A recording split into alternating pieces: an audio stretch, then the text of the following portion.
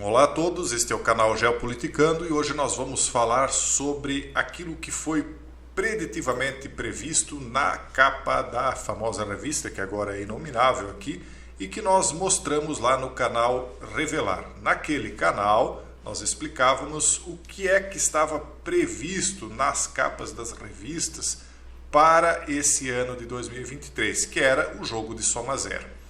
E agora já começam a sair as primeiras explicações práticas do que é que significa esse jogo de soma zero na política internacional real, na geopolítica. E o primeiro artigo que nós temos para trazer sobre esse tema de soma zero para o ano de 2023 é este de Janan Ganesh, do Financial Times. Ele diz o seguinte: o Ocidente lamentará sua adoção do protecionismo. Ele não apenas divide as democracias, mas garante a visão sino-russa do mundo como um jogo de soma zero. Lá nós explicávamos que, no outro canal, no Revelar, que o jogo de soma zero foi inventado por um matemático e ele significa que, num jogo onde as pessoas estão lutando cada uma por si, isso se aplica ao campo da economia também, se há 10 valores em cima da mesa, alguém só vai acabar com esses 10 valores se o outro terminar com zero, ou seja, não se soma mais nada à mesa, não se chega a 11, 12 ou 13, vai permanecer apenas os 10 valores. E, na teoria deles, o jogo de soma zero deixa de existir quando ambos colaboram entre si. Então, eles podem somar os valores e multiplicar.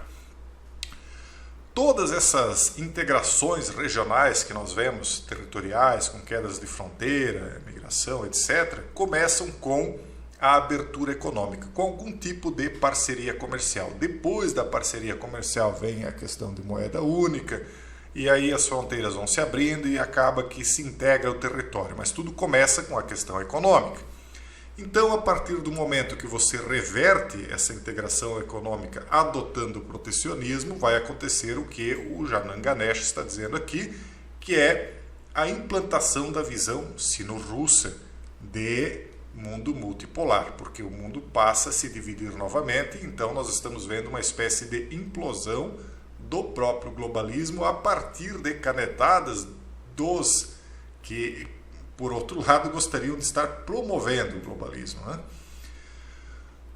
E se é soma zero ou não no sistema multipolar, aí é uma outra história, nós não estamos falando disso. O que nós estamos tratando aqui é que, de fato, aquilo que eles enxergam como soma zero, que é o protecionismo, está acontecendo, e isso, evidentemente, vai favorecer a criação daquilo que lá atrás eu já chamava de os 10 reinos, como a gente já vem falando aí há uns 11 ou 12 anos agora, né? Veja só alguns exemplos que ele está dando aqui na prática de como isso está se revertendo. Desculpe pelo corte do vídeo aqui, pessoal, chegou uma pessoa aqui para ser atendida, mas vamos dar continuidade. Então vamos ver um exemplo na prática do que é que está acontecendo em termos de protecionismo, para que vocês entendam como, de fato, independentemente de quem ganhar essa G na Ucrânia, o projeto de mundo multipolar acabou ganhando corpo nesses anos aí em que nós estamos vivendo agora. O gosto da Alemanha pelo gás russo nas últimas décadas foi uma dupla tragédia. Isso deu ao Kremlin influência sobre a Europa, mas também deu aos protecionistas de todo o mundo ocidental uma credibilidade espúria, diz ele. Veja o que acontece, dizem eles, quando os setores estratégicos são abertos ao comércio.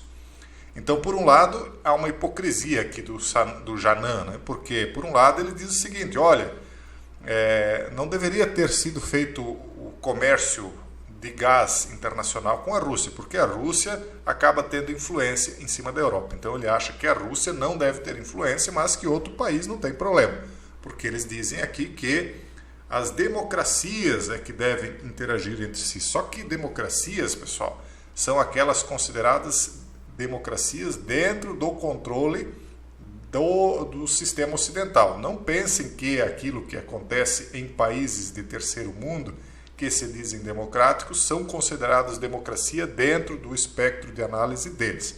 Mas isso também nem vem ao caso aqui dentro da análise. O caso é que eles, por outro lado, dizem, olha, agora quando houve o problema aí entre a Rússia e os demais países da OTAN, incluso a Alemanha, então nós vimos que quando você abre ao comércio internacional setores estratégicos, você se coloca em risco. Certo? E que também, no final das contas, todo aquele pavor que foi colocado de que a Alemanha iria congelar não está acontecendo. Veja aqui nessa matéria, por exemplo, onde diz que a Alemanha acabou cortando o gás russo, mas manteve as luzes acesas no inverno, porque eles conseguiram, em tempo recorde, montar, né, um sistema de terminal flutuante de gás, e aí acabaram conseguindo manter a extração de gás em quantidade mínima suficiente para que a Alemanha não enfrentasse um apagão completo. Não que não houve alguns problemas, parece que houve algum problema de apagão também, mas ao final das contas eles conseguiram impedir o pior. E parece que esse foi o primeiro terminal flutuante, eles têm mais 4 para completar agora para tentar fugir dessa dependência russa. Mas enfim, o caso que eles estão defendendo é o seguinte, que o comércio ele deve se manter livre, mas apenas entre os países chamados democráticos, o que exclui certos países aí que a maioria de vocês vive. Né? Vocês sabem de qual é que nós estamos falando, porque eles não consideram democracia certos países. A primeira dessas tragédias pode ser consertada, eles dizem, existem substitutos para os combustíveis fósseis russos, ou seja, a Rússia não é uma parceira ideal, segundo o Janan, aqui para o comércio internacional. Aí eles falam que o mesmo aconteceu com a indústria-chave de gás, chips e tecnologia verde. Por que é que eles estão falando de chips? Porque eles estão citando um outro fato aqui que também reverteu o sistema de exportações amplo e livre, que foi uma tática que agora está sendo mencionada em janeiro de 2023, mas que foi adotada há muito tempo.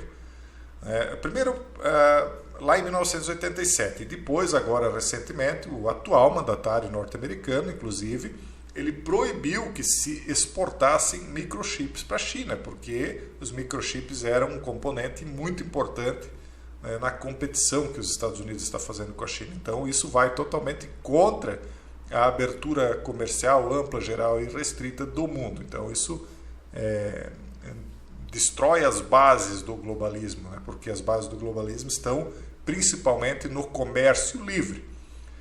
Então, o que eles estão planejando agora é criar um sistema de negociação apenas entre as chamadas democracias, que são os países conhecidos como ocidentais. E isso tem uma base lá em 1987, porque naquela época alguns 9 membros do Congresso dos Estados Unidos quebraram aparelhos de som Toshiba com marretas no gramado do Capitólio dos Estados Unidos, e um protesto simbólico contra a revelação de que a empresa, na época japonesa, havia fornecido ilegalmente à União Soviética acesso a hélices silenciosas de submarinos.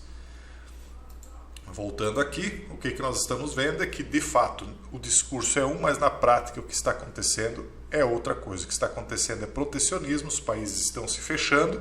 E ele está dizendo aqui que até mesmo dentro da União Europeia, onde nações comerciais com pequenos mercados domésticos como a Suécia temem o protecionismo de grandes estados como a França. Então isso pode implodir a força motriz da própria União Europeia.